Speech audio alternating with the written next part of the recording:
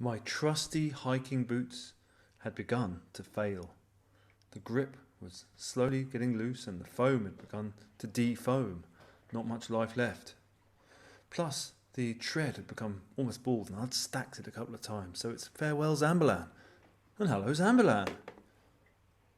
These were the only boots I could find that could be delivered next day whilst I was staying at a friend's house. So they look pretty good. The grip's deep and honestly they look like works of art.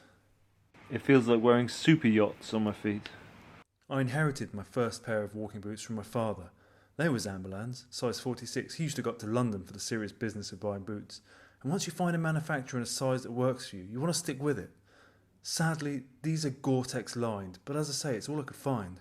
Gore-Tex is normally an excuse for bootmakers to not really put in the time to make a proper weather seal. If you just chuck in a Gore-Tex bootie, it keeps the water out for a while. Hooray, it works really well, but then it fails eventually.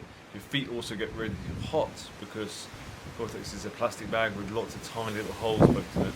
When Gore-Tex fails because of the sweat from your feet, which corrodes it, then you've just got a leaky pair of boots that will never keep anything out. So I'm not a big fan, to be honest. I like my boots to be leather lined with leather.